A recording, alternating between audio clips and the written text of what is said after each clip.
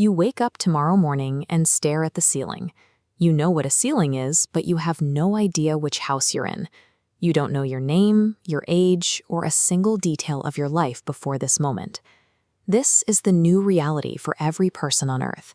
Human biology has developed a 24-hour expiration date on memory. As the day progresses, your brain records new experiences, but the moment the clock strikes midnight, your internal hard drive wipes itself back to zero. You walk to the mirror to find a stranger looking back. There is no spark of recognition, just a face that, according to your current data, you are seeing for the first time. Every sunrise becomes a crisis of identity. You aren't just starting a new day, you are attempting to solve the mystery of who you are while the clock is already ticking. To survive the first hour, we would have to turn our homes into external maps of our own lives. You'd find your kitchen covered in paper. The fridge says, "Food is inside." The door says, "Locked." Labels stuck to your family, providing the basic facts your brain can no longer hold. Since we can no longer rely on internal recognition, we must outsource our social and spatial navigation to these physical cues. In this world, your ability to function, or even recognize your own family, depends entirely on the durability of paper and ink. This reset doesn't just change how we live at home, it changes how we treat one another. Without memory, it becomes impossible to sustain a long-term grudge. Hatred and systemic prejudice require historical context to survive. If you cannot remember a past injury or generational conflict, the motivation to continue it disappears. You might have been bitter enemies with your neighbor yesterday, but when you meet on the sidewalk today, you're both starting from a neutral baseline.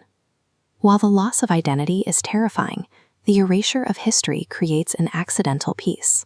Without the baggage of yesterday's wrongs, conflict has no fuel to keep burning. But while the streets might be peaceful, the laboratories and schools are silent. We face the learning problem. As a species, we can no longer build on the work of those who came before us, or even our own work from yesterday. This diagram shows the breakdown of the scientific method. A researcher can form a hypothesis, but the moment they begin to gather data, the 24-hour limit hits. The arrows loop back to the start, every single time. This loop traps us in a localized present.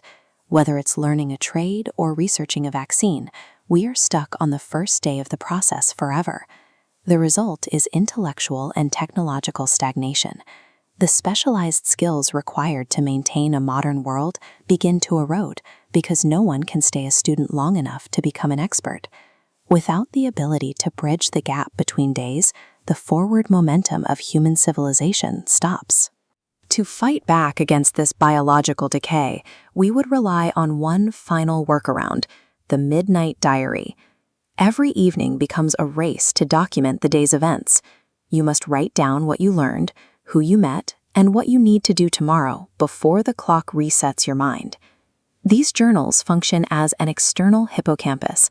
They aren't just notebooks, they are the hard drives that store our lives.